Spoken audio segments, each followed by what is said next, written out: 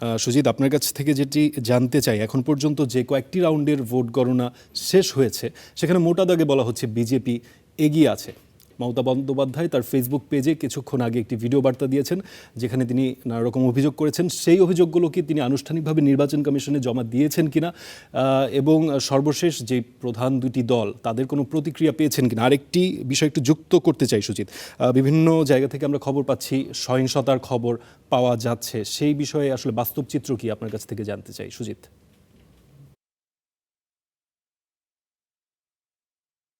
দেখুন, আপনাকে জানিয়ে রেখে এখনো পর্যন্ত ভোট গণনা পর্ব যেটা চলছে সেটা কিন্তু মাঝ পর্যায়ে, এবং এই মাঝ পর্যায়ে ভোট গণনায় এখনো পর্যন্ত এগিয়ে রয়েছে বিজেপি এবং যথেষ্ট এগিয়ে রয়েছে তৃণমূল প্রার্থীরা যথেষ্ট পিছিয়ে পড়েছে। বেশ কয়েকজন হেভিওয়েট প্রার্থী সেই তালিকাতেও রয়েছে, তারা কিন্তু অনেকটাই পিছিয়ে রয়েছে।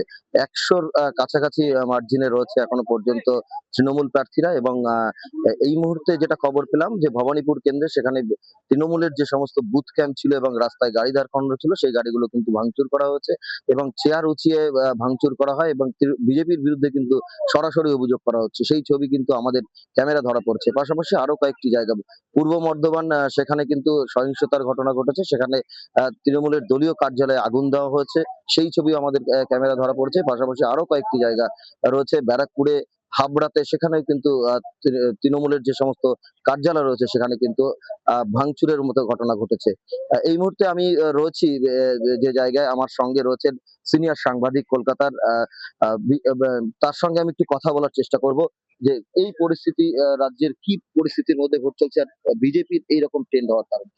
দেখো, বিজেপি ট্রেন্ড হওয়ার কারণ হলো, মূল কারণ যেটা যদি বলো এবারের রাজনীতি এবং ভোটের ময়দানে যে ভোটটা হয়েছে সেটা সাধারণত ধর্মীয় মেরুকরণে হয়েছে, মানে হিন্দু ভার্সেস সংখ্যালঘু ভোট। পাশাপাশি আরেকটা জিনিস কাজ করেছে যেটা খুব সাইলেন্ট কিলারের মতন কাজ করেছে, সেটা হলো এই সরকারকে বদলানো দরকার। এটা সাধারণ মানুষের ভিতরে ছড়িয়ে ছিটিয়ে ছিল যে এই সরকারকে বদলাতেই হবে, এবং বদলানোর জন্য যে ভোটের যে পোলারাইজড হয়েছে, প্রথম কথা হিন্দু ভোটটা পোলারাইজড হয়ে গেছে একটা জায়গায়।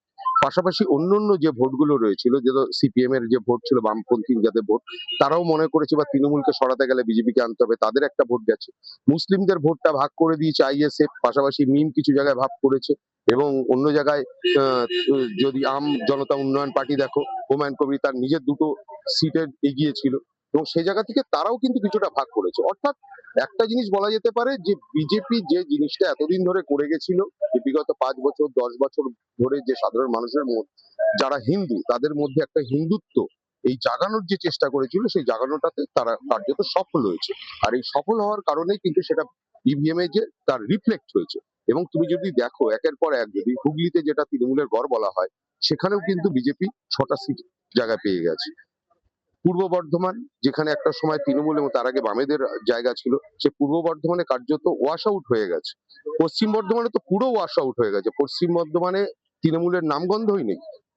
তারপরে পূর্ব মেদিনীপুরে চলে যাও, পূর্ব মেদিনীপুরে 16টা সিট, 16টা সিটে 16টাতেই রয়েছে এখন পর্যন্ত বিজেপি এগিয়ে রয়েছে। পশ্চিম বর্ধমানে চলে যাও, 15টা সিট, সেখানে 11টাতে তারা এগিয়ে রয়েছে। পরপর কুচবিহারে চলে যাও, কুচবিহারের 9টা সিটে 9টা সিটেই কিন্তু বিজেপি জিতে গেছে। জলপাইগুড়িতে 7টা সিট, 7টা সিটে বিজেপিতে। ঝাড়গ্রামে 4টে সিট, 4টে সিটই 4টেই বিজেপিতে। অর্থাৎ এক একটা যদি জায়গা ধরো, এক একটা জেলা ধরে ধরে যাও, যেখানে কার্যত তৃণমূলের কিছুটা হলো জায়গা ছিল, কংগ্রেসের গড় ছিল ঝাড়গ্রাম, সেখানে কিন্তু একদম শেষ হয়ে গেছে। জেজেএম পার্টি ওখানে পেতো, জেজেএম ওখানে নেই। অর্থাৎ যে জায়গাগুলো ছিল, যে একটা সময় তৃণমূলের ঘাঁটি, এবং দক্ষিণবঙ্গকে মনে করা হতো তৃণমূলের ঘাঁটি, উত্তরবঙ্গ বিজেপির দিকে ছিল। উত্তরবঙ্গে বিজেপি প্রত্যেকটা জেলাতে একদম পুরো ওয়াশ আউট করে দিয়েছে তৃণমূলকে। আমি আবারও বলছি, জলপাইগুড়িতে 7টা সিট, 7টাতেই ওখানে জিতেছে বিজেপি, জেতার মুখে চলে এসছে। কোচবিহারে 9টায় ওয়াশ আউট হয়ে গেছে, উদয়ন গুহ পর্যন্ত পিছিয়ে চলে গেছে। এবং দক্ষিণবঙ্গে যেখানে বিজেপি 18টা পেয়েছিল, আমরা সেকেন্ড ফেজে যখন 142টা আসন হয়েছিল, সেখানে 18টা সিট ছিল হলো বিজেপি, সেখানে সমস্ত জায়গাতে কার্যত ওয়াশ আউট। হুগলির মতন জায়গায় তারা পেয়ে গেছে, সাউথ 24 পরগনাতে সিট পেয়েছে। এই যে অনেক জায়গায় তো এখনো গণনা অনেক বাকি রয়েছে রাউন্ডের মাঝ পর্যায়ে, এই ট্রেন্ডটা কি চেঞ্জ হতে পারে? না, এটা চেঞ্জ হওয়ার আর কোনো জায়গা নেই, কারণ তুমি যখনই দেখবে 10,000 12,000 পর্যন্ত লিড চলে যায়, সেই লিডটাকে আর সাধারণত ঘুরিয়ে আনা যায় না।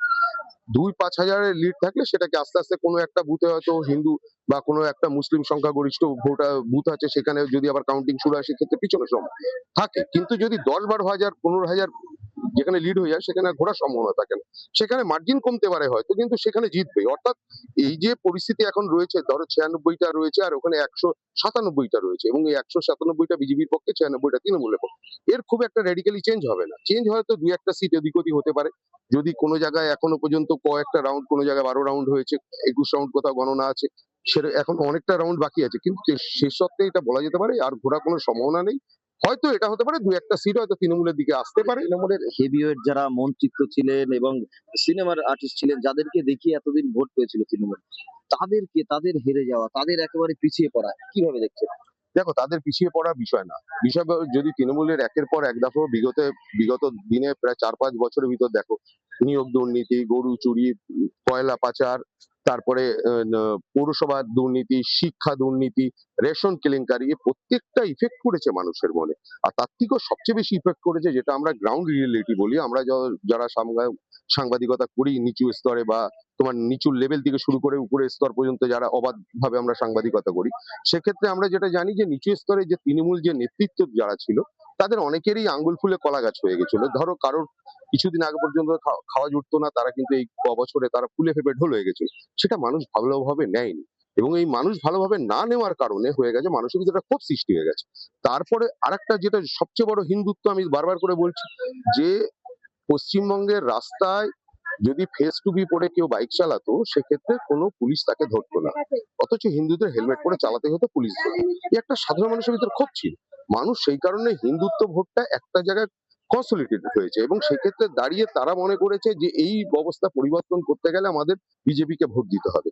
এবং অন্য যে রাজনৈতিক দল, আমি আবারও বলছি, বামেদের কিছু পার্সেন্টেজ ভোট এই দিকেও গেছে, তারা ধরেই নিয়েছে আগে তৃণমূলকে সরাই, পরে বিজেপির সঙ্গে বুঝবো, সেই কারণে তারা ভোট বিজেপিকে দিয়েছে। পরবর্তী যে হিংসা, সেটা বিভিন্ন জায়গায় শুরু হয়েছে, সেটা সামলানোর জন্য প্রশাসনের কি করা উচিত? দেখো, এটা সামলানোর জন্য প্রশাসনের না, এটা সবার আগে প্রশাসনের থেকেও খুব গুরুত্বপূর্ণ হলো বিজেপি নেতৃত্বে। আজকে তারা এতদিন বাদে ক্ষমতায় এসছে, রাজ্যে ক্ষমতায় আসার পরে তাদেরকে এখন তাদের কর্মীদের সঙ্গে একটু থাকতে হবে। আচ্ছা, একেবারেই যে দুর্নীতি একটা হাতিয়ার ছিল, পাশাপাশি ধর্মীয় মেরুকরণ, এই দুইকে ভর করে কিন্তু বিজেপি পরিবর্তন রাজ্যে আনতে চলেছে, এমনটাই মনে করছেন এখানে কলকাতার সাংবাদিকরা, এবং এমনটাই রাজনৈতিক মহলও মনে করছে। জাভেদ। সজিদ, আপনাকে ধন্যবাদ আমাদের সঙ্গে যুক্ত হওয়ার জন্য।